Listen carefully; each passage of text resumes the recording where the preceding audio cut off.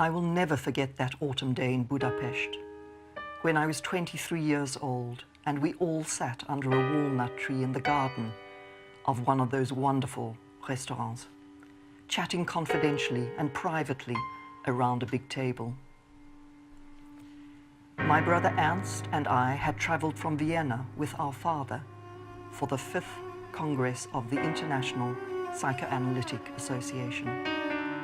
For the moment, the grimness of the last few contentious months of 1918 gave way to our mood of celebration.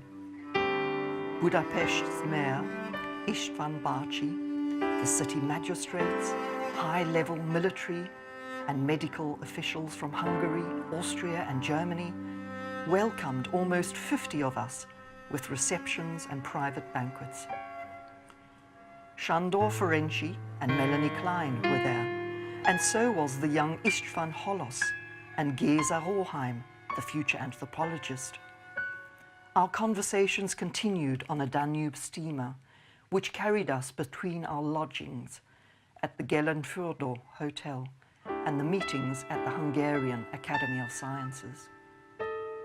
We compared notes on war neurosis or shell shock and the papers by Ernst Simmel, Ferenczi, Karl Abraham and Max Eitingon, my father's colleagues who had used psychoanalysis to treat traumatized soldiers with great results.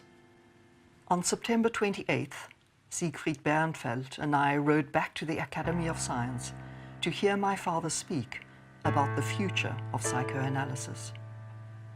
We were simply not prepared for the force and eloquence of that speech. Freud had titled it Lines of Advance in Psychotherapy, and what he offered was a wholesale commitment to progressive values.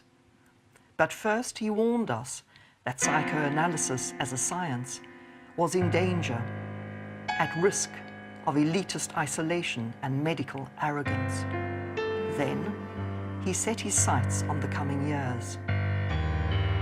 The conscience of society will awake, he said, and remind it that the poorest man should have just as much right to assistance for his mind as he now has to life-saving help offered by surgery. And that the neuroses menace the health of a people no less than tuberculosis, and can be left as little as the latter to the feeble handling of individuals. It may be a long time before the state comes to see these duties as urgent, he said. Probably these institutions will be started by private charity, sometime or other. However, it must come to this. Ferenczi began planning, but it was Max who opened our first free psychoanalytic clinic 1 year later in Berlin.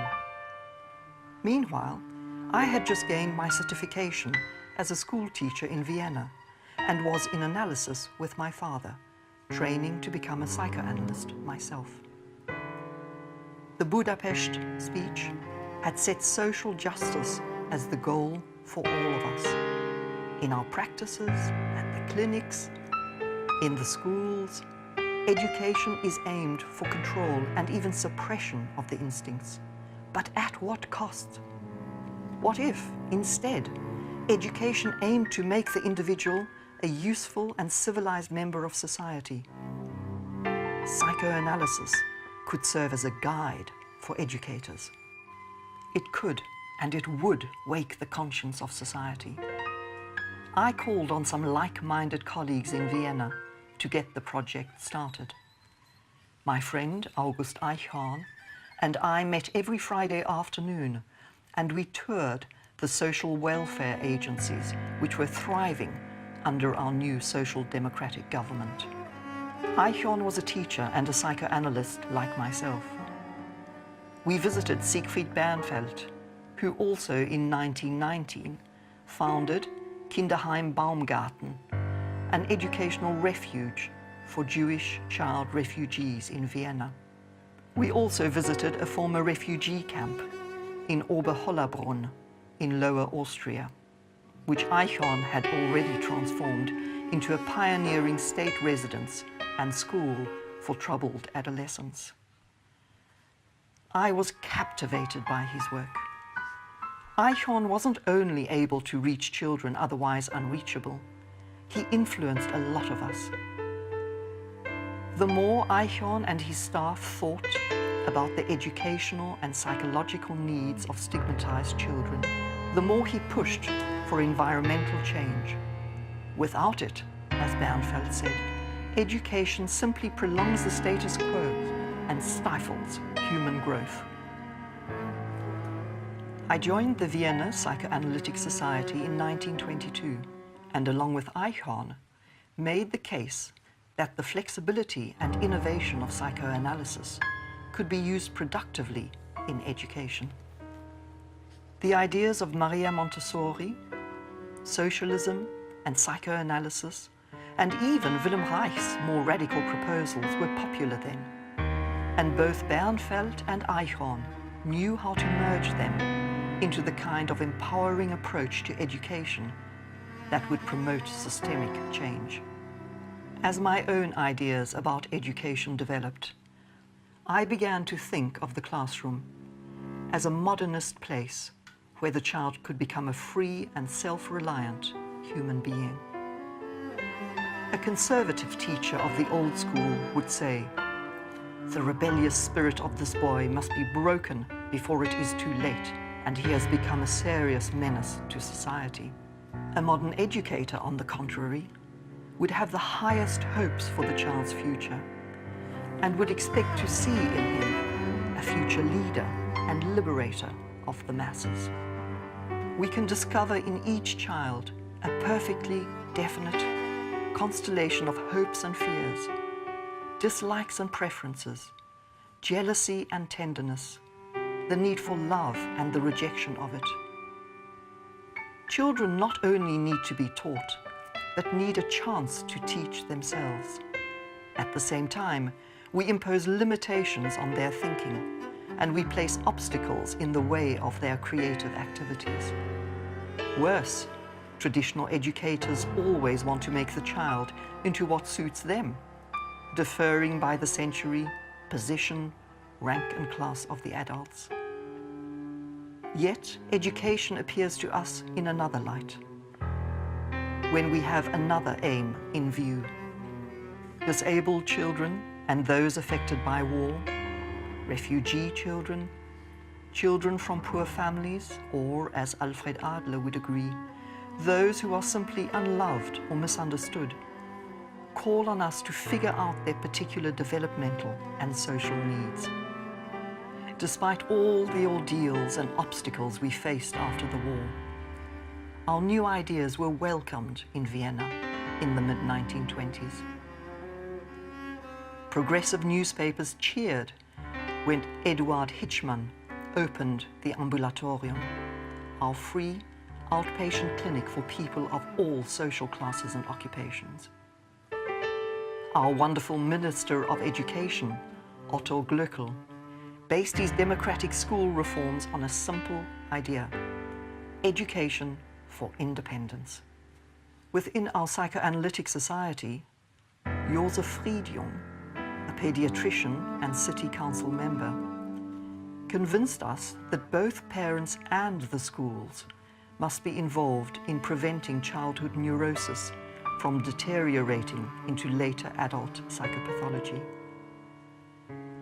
Friedjung's ideas reminded me of Ferenczi, who advocated for cooperation between educators and pediatricians and psychoanalysts. Analytic education can count amongst its success greater openness between parents and children. And for myself, the positive results of child analysis inspired me to make plans for the first of our modernist, psychoanalytically informed school projects. We called it the Hitzing School. My companion, Dorothy Tiffany Burlingham, had the money to build the school, pay the teachers, buy the supplies, and keep the project going for the 5 years. From 1927 through 1932. It was a sweet, two-level log cabin with enough room for a library and lots of trees in the backyard of Eva Rosenfeld's house in Hitzing. But Dorothy brought in far more than mere wealth. For me, personally, we could share what it meant to be the youngest daughter of a great man. Her father was the American artist, Louis Comfort Tiffany. The progressive worldview she carried from New York matched my modern Viennese outlook. I have spent most of my life trying to understand children, and so had Dorothy. We came up with a pedagogy all our own. To my vision of a school organized according to psychoanalytic principles, we added Montessori's creativity, John Dewey's independent thinking, August Eichhorn's depth of empathy, Siegfried Bernfeld's demand for freedom from repression, and Ferenczi's rejection of what he called traditional cult of authorities. Our search for teachers brought us Erik Erikson and Peter Bloss, two modern-minded young men in their 20s, not yet settled in a career and willing to join an exciting venture of this kind. Bloss later devised our field's theory of adolescent development, while Erikson became famous for his lifespan model of human identity. Ernst Kriss took us to the museums in Vienna, but Erik Erikson was an artist. At Hitzing, Erikson said, I began to perceive how important visual configurations were, how they actually preceded words and formulations. Dreams are visual data, and so is children's play. So many teachers judge themselves by what they get children to learn. But teaching is not only presentation of facts, it is persuading students to be interested in the world, a state of mind. And they were. Hitzing's values opened my eyes to a wider world, one pupil said. It shows us different ways of thinking. It taught us tolerance and understanding. We met so many different kinds of people. It taught us to see large. Another student said that the school's liberal and creative atmosphere stayed with him all his life. I believe that my own values of anti-racism, individualism, and the absolute need for freedom, while rejecting the cult of personality, stemmed from the school. Back in Vienna then, we were all so excited, full of energy. It was as if a whole new continent was being explored. We were the explorers, and we now had the chance to change things. Our new psychoanalytic pedagogy came on the scene in a revolutionary spirit. We led seminars, organized the Vienna course for educators, and launched the Zeitschrift für psychoanalytische Pädagogik, the Journal of Psychoanalytic Pedagogy. We started our toddler research at the Jackson Nursery in a space we shared with Maria Montessori's Haus des Kindes on Rudolfsplatz. Of course, we also knew that the right-wing and increasingly militarized parties were gaining power in Vienna. Hitzing closed, like many of the city's interwar reformist institutions. But until the end of our lives, even in exile, in all our work with children, Dorothy and I stayed true to Freud's bracing, memorable lines on the conscience of society.